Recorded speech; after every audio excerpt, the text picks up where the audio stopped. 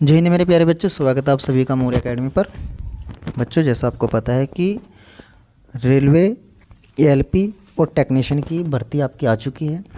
Technician के form भी आपके 9 तारीख से भरने स्टार्ट हो चुके हैं। बच्चों, सभी बच्चे अपने फॉर्म फिल कर दो। बच्चों, मौर्य एकेडमी आप लोगों के लिए साइंस के क्वेश्चन लेकर आता है, टॉप 50 क्वेश्चन जो साइंस के आप लोगों के लिए लेकर आते हैं। मैं आज़ाद सिंह मौर्य एकेडमी पर आप लोगों का स्वागत करता हूँ। तो बच्चों, शुरू करते हैं आज के क्वेश्चन। बच्चों, कोई भी बच्चा क्वेश्चनों को बीच में ना छोड़े, क्योंकि सभी क्वेश्चन इंपॉर्टेंट है और सारे वो क्वेश्चन है जो पूर्व में आए हुए क्वेश्चन है। बच्चों, एएलपी और टेक्नीशियन में आए हुए क्वेश्चन है, सभी के सभी साइंस के इंपॉर्टेंट क्वेश्चन है और साइंस के क्वेश्चन ही आपको सबसे अधिक देखने को आपके एग्जाम में मिलते हैं। बच्चों, तो बच्चों शुरू करते हैं आज का सबसे पहला क्वेश्चन। क्वेश्चन नंबर फर्स्ट दिया गया है, कृषि शास्त्र में किसको उन्नत किया जाता है। तो बच्चों, आपके सामने 4 ऑप्शन दिए गए हैं, पौधों और पशुओं को, ऑप्शन नंबर बी फसल वाले पौधों को, कृषि फलों के पौधों को, या कृषि को। तो बच्चों, इसका जो सही आंसर है वह आपका ऑप्शन नंबर ए, पौधों और पशुओं को उन्नत किया जाता है। नेक्स्ट क्वेश्चन आपके सामने दिया गया है, सघन खेती का संबंध किससे है।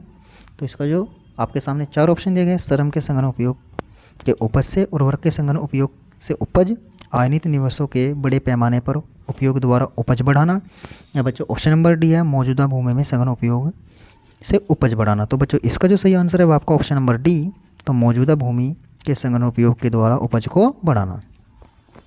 क्वेश्चन नंबर 3 दिया गया है, बीज के अंकुरण में कौन सा कारक महत्वपूर्ण नहीं होता है। तो बच्चों, इसका जो सही आंसर है वह आपका ऑप्शन नंबर डी, सूर्य की रोशनी महत्वपूर्ण नहीं होती है।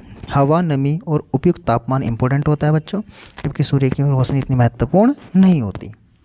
क्वेश्चन नंबर 3 के बाद क्वेश्चन नंबर 4 दिया गया आपके सामने प्यारे बच्चों, खरीफ की फसल कब बोई जाती है।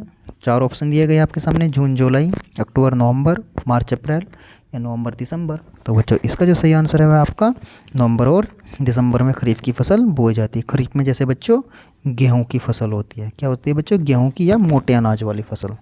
कौन सी फसलें बोल सकते हैं बच्चों, मोटे अनाज वाली फसलें, मोटे अनाज वाली फसलें। क्वेश्चन नंबर 5 दिया गया है आपके सामने, सॉरी बच्चों, इसने रबी की नहीं खरीफ की फसलें कहा, तो रबी की फसलें बोल दी बच्चों। तो इसका सही आंसर है आपका जून और जुलाई में। बच्चों, जून जुलाई में जैसे आपके चावल बोए जाते हैं बच्चों, मतलब बारीक अनाज वाली फसलें। कौन सी बच्चों, बारीक अनाज वाली फसलें। बच्चों, क्वेश्चन नंबर 5 दिया गया है, रबी की फसलें कब बोई जाती है बच्चों। तो क्वेश्चन नंबर 5 दिया गया आपका, तो रबी की फसल आपकी बोई जाती है अक्टूबर और नवंबर में। अभी कुछ समय पहले आपको बताया था। और इनको क्या बोलते हैं, मोटे अनाज वाली फसलें। कौन सी बोलते हैं बट्टे, मोटे अनाज वाली फसलें। नेक्स्ट क्वेश्चन आपके सामने दिया गया है, शीतकालीन फसल ऋतु को भारत में किस नाम से जाना जाता है। तो आपके सामने 4 ऑप्शन दिए गए, रबी, शीतल, खरीफ, या पोंडू। तो इसका जो सही आंसर है बच्चों वह आपका ऑप्शन नंबर ए, आपके सामने रबी की फसलों के नाम से जाना जाता है। बच्चों, क्वेश्चन नंबर 7 दिया गया है, भारतीय कृषि में जुलाई से अक्टूबर तक की अवधि को क्या कहते हैं। तो रबी का मौसम कहते हैं, खरीफ का मौसम कहते हैं, या खरीफ पूर्व का मौसम बोलते हैं, या मंदी का मौसम बोलते हैं। तो बच्चों, इसका जो सही आंसर है वह आपका ऑप्शन नंबर बी, खरीफ का मौसम बोलते हैं। बच्चों, नेक्स्ट क्वेश्चन दिया गया आपके सामने मेरे प्यारे बच्चों, क्वेश्चन नंबर 8, खरीफ की फसल काटी जाती है मार्च में, जून के प्रारंभ में, नवंबर के प्रारंभ में, या दिसंबर में। तो इसका जो सही आंसर है बच्चों वह आपका ऑप्शन नंबर सी, नवंबर के प्रारंभ में खरीफ की फसलें काटी जाती है। बच्चों, एम्पियर किसका मात्रक होता है, प्रकाश तीव्रता का, विद्युत आवेश का, या विद्युत धारा का। बच्चों, एक ऑप्शन मिस है, तो बच्चों इनमें से 3 में से आपको एक ऑप्शन बताना है। तो बच्चों, एम्पियर जो मात्रक होता है वो किसका होता है, विद्युत धारा का। और एम्पियर का किससे रिप्रेजेंट करते हैं बच्चों, एक पर ऐसे 0 लगा देते हैं, इसको एम्पियर बोलते हैं। क्वेश्चन नंबर 10 आपके सामने है, निम्नलिखित में से समय का मात्रक नहीं है, अधिवर्ष, चंद्रग्रहण, प्रकाश वर्ष, या इनमें से कोई नहीं। तो बच्चों, इसका जो सही समय का मात्रक है बच्चों, ये है होना चाहिए था, नहीं है नहीं, क्योंकि ये तो दोनों समय के मात्रक नहीं होते। तो नहीं को काट दो यहाँ से, तो समय का मात्रक है। तो बच्चों, समय का मात्रक क्या होता है आपका, प्रकाश वर्ष होता है। नेक्स्ट क्वेश्चन दिया गया, पारसेक इकाई है दूरी की, समय की, प्रकाश की चमक की, या विद्युत या चुंबकीय बल की। तो बच्चों, आपको बता दिए ये किसकी होती है, ये होती है बच्चों पारसेक, जो आपकी दूरी की, समय की, प्रकाश की, चमक के, चुंबकीय बल की। तो बच्चों इसका जो सही आंसर है आपका ऑप्शन नंबर ए, दूरी की इकाई होती है बच्चों। दूरी का सबसे बड़ा मात्रक क्या होता है बच्चों? पारसेक। और इससे छोटा कौन सा होता है बच्चों? आपका प्रकाश वर्ष होता है। निम्नलिखित में से कौन सा एक सम्मिलित नहीं है? डेसिबल ध्वनि की प्रबलता की इकाई, अश्वशक्ति शक्ति की इकाई, समुद्री मील समुद्र की इकाई, या सेल्सियस ऊष्मा की इकाई। तो बच्चों इसका जो सही आंसर है आपका ऑप्शन नंबर डी, सेल्सियस आपकी ऊष्मा की इकाई नहीं होता है, ये तापमान होता है बच्चों। किसमें होता है बच्चों? तापमान। सेल्सियस तापमान में नापते हैं। ऊष्मा आपकी कैलोरी में मापे। ऊष्मा किसकी इकाई होती है बच्चों? कैलोरी की। किसकी होती है? कैलोरी की। नेक्स्ट क्वेश्चन आपके सामने दिया है क्वेश्चन नंबर 13। ल्यूमेन किसका मात्रक होता है? ज्योति तीव्रता का, ज्योति फ्लक्स का, ए और बी दोनों का, या इनमें से कोई नहीं। तो बच्चों इसका जो सही आंसर है वह आपका ल्यूमेन जो होता है वो ज्योति फ्लक्स का मात्रक होता है बच्चों। पास्कल किसकी इकाई है? आर्द्रता की, दाब की, वर्षा की, या तापमान की। तो बच्चों 4 ऑप्शन आप लोगों के सामने दिए गए। इसका जो सही आंसर है वह आपका ऑप्शन नंबर बी, पास्कल आपकी दाब की इकाई होती है बच्चों। क्वेश्चन नंबर 15 दिया गया है। निम्नलिखित में से कौन सा सही है? खरीफ फसलें सर्दियों की फसल है, रबी की फसल है, मानसूनी फसल है, गेहूँ रबी की फसल है, या सरसों खरीफ की फसल है। तो बच्चों इसका जो सही आंसर है वह आपका ऑप्शन नंबर सी, जो गेहूँ होती है वो किसकी फसल होती है बच्चों? रबी की फसल होती है।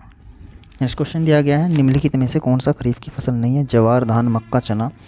तो बच्चों इसका जो आपके सामने 4 ऑप्शन दिए गए, इसका सही ऑप्शन है बच्चों आपका कौन सी खरीफ की फसल नहीं है? तो आपका चना खरीफ की फसल नहीं है। बाकी जवार, धान और मक्का सभी की सभी खरीफ की फसल होती है।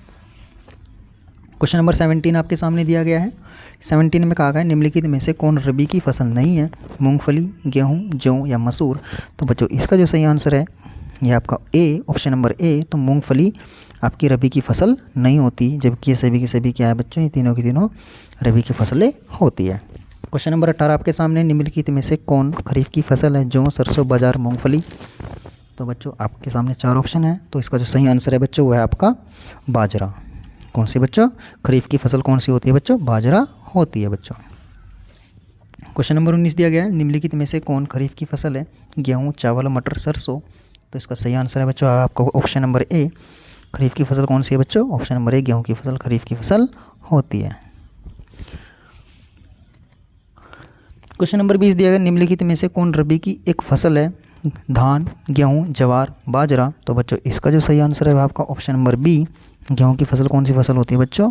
रबी की फसल होती है बच्चों। क्वेश्चन नंबर 19 देखते हैं। निम्नलिखित में से कौन सी खरीफ की फसल है? तो खरीफ की जो फसल होती है बच्चों चावल होती है, गेहूँ नहीं होती है। ऑप्शन गलत है बच्चों। क्वेश्चन नंबर 21 आपके सामने दिया। गेहूँ बोने का उपयुक्त मौसम कौन सा होता है? अक्टूबर नवंबर, नवंबर दिसंबर, जनवरी फरवरी, या मार्च अप्रैल।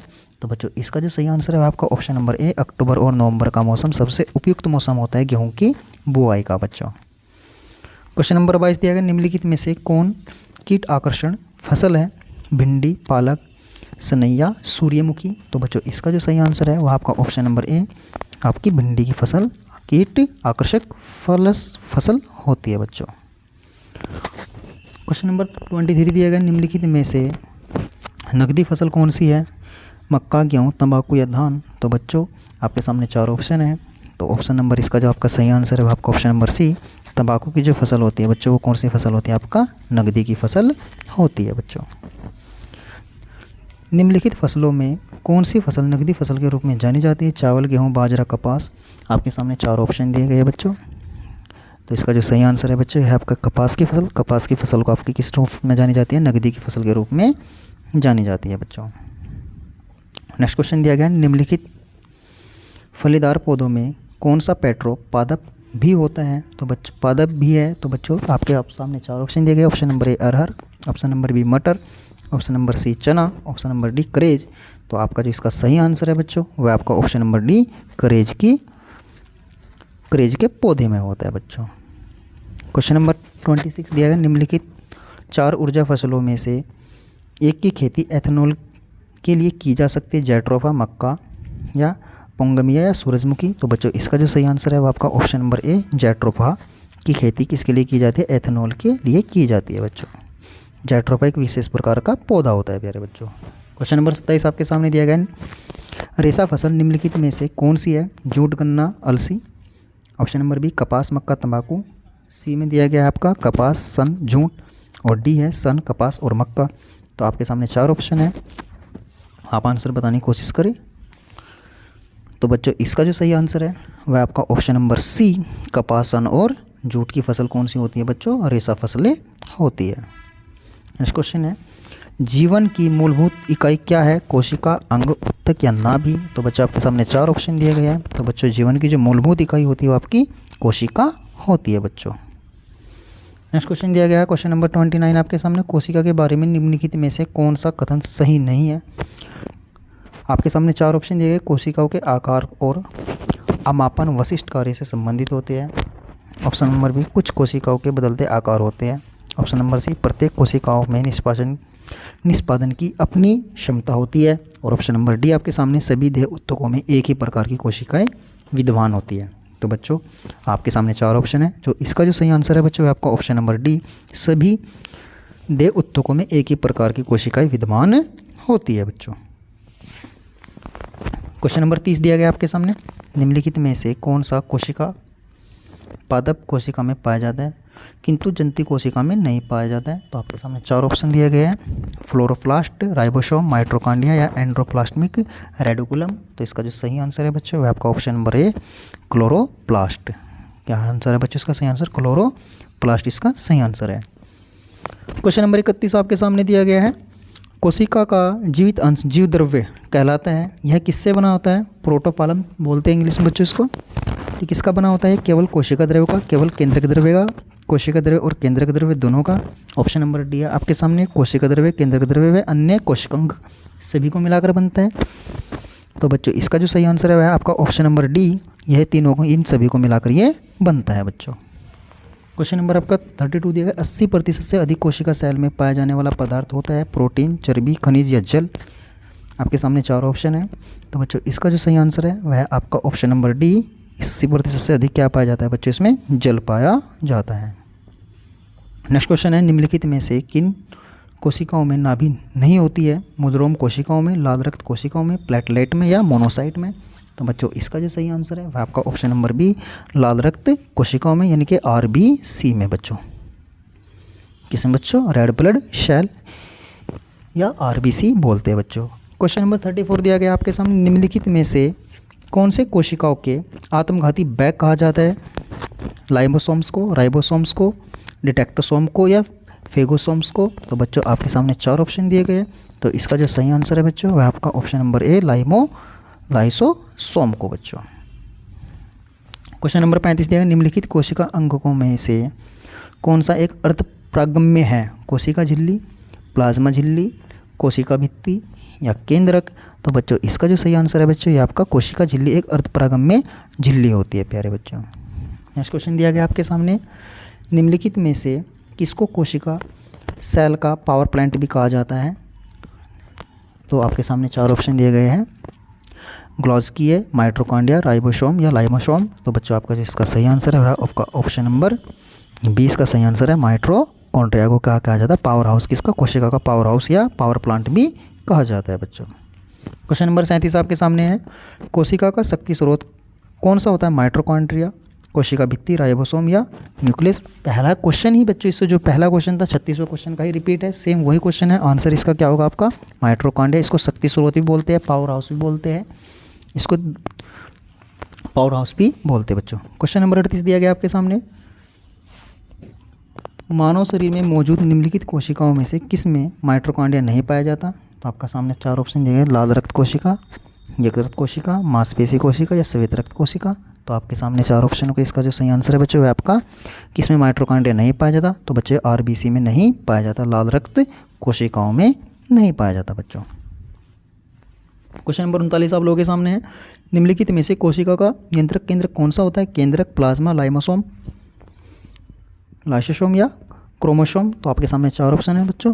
तो इसका जो सही आंसर है वह आपका केंद्रक, इसका केंद्रक नियंत्रण नहीं होता बच्चों। नेक्स्ट क्वेश्चन दिया है, निम्नलिखित की कोशिका सूक्ष्मतम जीवित कोशिका है? बैक्टीरियम, ब्रेड मोल्डियम या माइकोप्लाज्मा या वायरस? तो इसका जो सही आंसर है बच्चों वह आपका ऑप्शन नंबर सी, क्या होता है? माइकोप्लाज्मा इसका सूक्ष्मतम जीवित कोशिका होता है बच्चों।